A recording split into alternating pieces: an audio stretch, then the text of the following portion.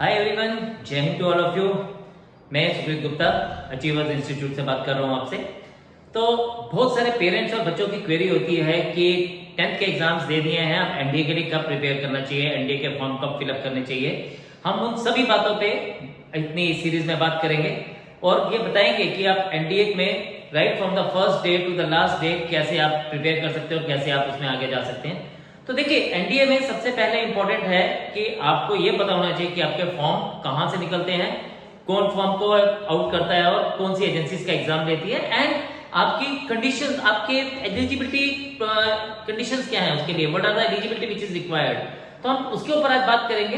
तो हमारा सबसे पहले इंपॉर्टेंट पार्ट क्या है कि जब हम लोग एनडीए की बात करते हैं तो there is a very prestigious agency in our India which is known as UPSC.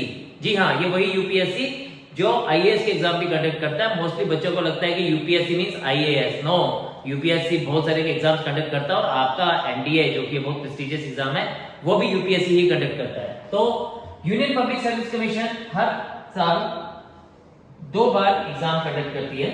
So this is the agency. और जैसे कि एग्जाम होता है एक बार अप्रैल में, एक बार सितंबर में, यानी इस बार का अप्रैल वाला एग्जाम तो हो चुका है, लेकिन जो सितंबर में एग्जाम होगा, जो बच्चे इस समय 12th में हैं, माइंडेड जो बच्चे इस समय 12th में हैं वो ये एग्जाम दे सकते हैं।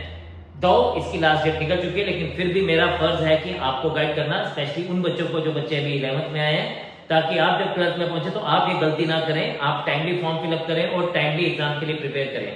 तो हमारा पहला एग्जाम जो होता है वो किसी भी सेशन के लिए सितंबर में काउंट होता है, जिसको हम एनडीए 2 बोलते हैं। तो आप देख सकते हैं कि यहाँ पे we are having NDA 2 examination 2024, जो कि सितंबर 1 को होगा। इस बार अगली बार डेट चेंज होगी, वो हम लोग बाद में बात करेंगे।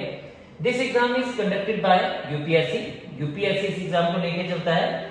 एंड अगर आप देखें तो आपको ये फॉर्म जो है वो कहीं पे जाना नहीं है, आपको ये फॉर्म ऑनलाइन फिलअप करना होता है। यहाँ देखें तो दिस इज द वेबसाइट जिसके ऊपर आप जाएंगे, upsconline.nic.in। This is the website जिसके ऊपर आप जाके इसको अप्लाई कर सकते हैं।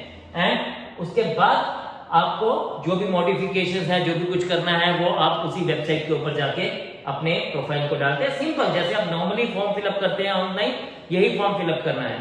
देन इंपॉर्टेंट चीज क्या है इसमें, what are the eligibility criteria, what are the eligibilities required for that. ये एक बड़ा कंफ्यूजन वाला पार्ट रहता है हर एक बच्चे के लिए।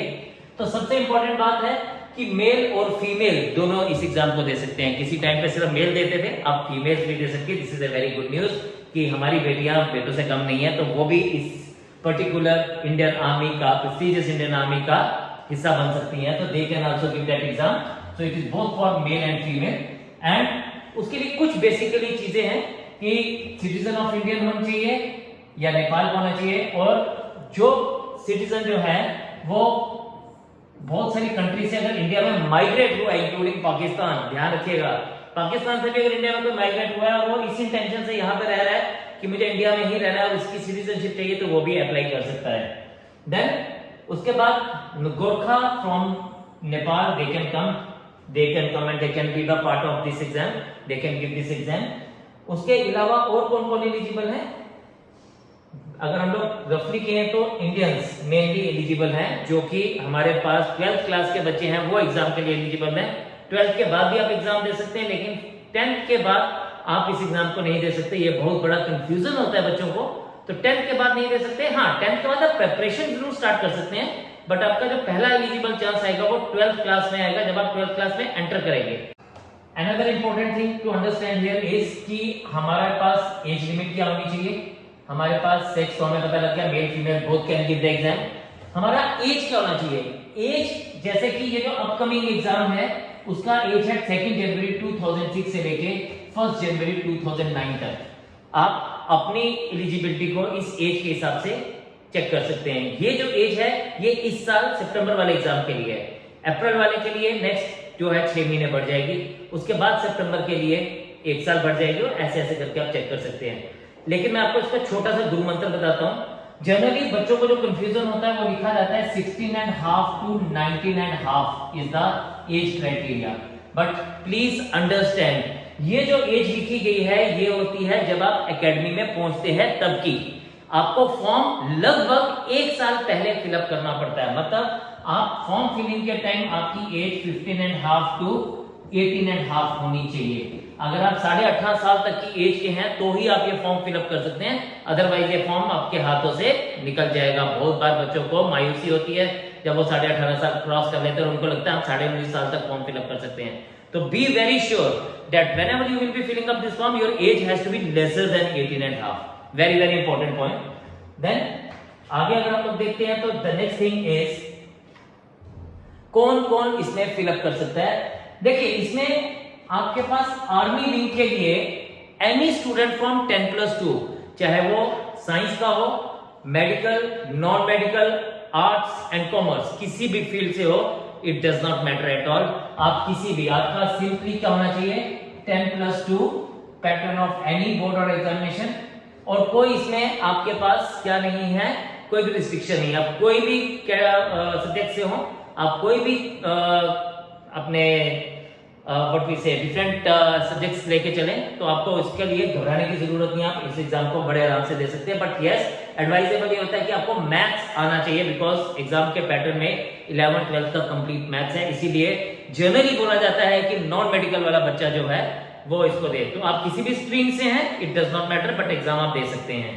लेकिन पर्टिकुलरली जब आप बात करते हैं एयरफोर्स और नेवल विंग्स के लिए, तब आपके पास नॉन मेडिकल होना बहुत जरूरी है। यानी आपके पास physics, chemistry and mathematics of 10+2 level होना जरूरी है। बायो हो जाए कोई प्रॉब्लम नहीं है, लेकिन ये 3 सब्जेक्ट्स तो बहुत बहुत इंपॉर्टेंट है। इसके बिना आप नेवल या एयरफोर्स विंग के लिए नहीं जा सकते हैं, बी वेरी श्योर। तो अगर आप सोचते हैं कि आपको जहाज उड़ाना है या पानी में जहाज में सेल करना है, तो देन फिजिक्स मैथ्स आपको लेना ही पड़ेगा, केमिस्ट्री आपको लेनी ही पड़ेगी अपनी 11th एंड 12th में। और सिर्फ लेना ही नहीं पड़ेगा, उसमें बहुत अच्छे से काम भी करना पड़ेगा। So NDA is for only for दोस्त जो वाकई ही देश की सेवा तो करना चाहते हैं, लेकिन साथ के साथ पढ़ाई में भी आगे रहना चाहते हैं। तो this is the field for them. Then इसके बाद रिटन क्वालिफाई होता है। रिटन क्वालिफाई के बाद एसएसबी होता है, वो डिफरेंट विंग्स लेती हैं, अलग अलग एसएसबी सेंटर्स हैं, वो आपको धीरे धीरे पता चल जाएगा। लेकिन मेनली आपको 2 ही बातें याद रखनी थी, एक एज क्राइटेरिया, एक क्लास और एक सब्जेक्ट। तो ये 3 मेन चीजें हैं जो आपको ये ध्यान में रखनी है। तैयारी आप 10th के एग्जाम के एकदम बाद शुरू कर सकते हैं। जैसे आप 11th और 12th के एकेडमिक्स के लिए तैयारी करते हैं, आप साथ साथ एनडीए के लिए प्रिपेयर होना शुरू हो जाते हैं, आप उसके लिए तैयारी कर सकते हैं। एंड इसके अलावा अगर आप देखें तो हमारे पास हर एक बच्चा जो है वो किसी भी जाता है। अब यहाँ पे एक चीज बड़ी पर्टिकुलरली लिखी हुई है, आप ये देखें, candidates appearing in the 11th class exam are not eligible for this examination. Very very important. बहुत सारे बच्चों को लगता है हम 11th में डमी एडमिशन लेके या डमी फॉर्म फिलअप करके हम टेस्ट दे देंगे, पहले हो सकता था, अब नहीं हो सकता। तो please be very sure, you have to be well prepared, but आप एग्जाम 12th में आके ही दे सकते हैं। And another important thing is yes physical standards. तो जो लोग भी थोड़े से हेल्दी हैं, उनको अगर सोचते हैं कि उनको इंडियन डिफेंस सर्विसेज में जाना है, एयरफोर्स में या नेवल में या आर्मी में, just take care of yourself, start doing something for your body, so that जब आप जाएं तो पूरी फिट होकर जाएं। बहुत सारे लोग मायूस इसीलिए हो जाते हैं, रिटन क्वालिफाई हो गया, एसएसबी क्वालिफाई हो गया, बट मेडिकली आउट हो जाते हैं because they are not fit for the defence. So please take care of yourself right from 11th class, so that आप जब आगे जाए तो आपको मायूसी का सामना ना करना पड़े। फीस जनरल कैंडिडेट के लिए there is a very small fees of ₹100, and for other candidates SC, ST and even for the girl child, they don't have to pay any fees, so it is free of cost. So I suggest specially बेटियों के लिए, हर बेटी को ये form तो fill up करना चाहिए और एग्जाम जरूर देने चाहिए, स्पेशली जो भी नॉन मेडिकल स्ट्रीम से हैं। या अपने को आप यूनिफॉर्म में देखना शुरू कर दीजिए।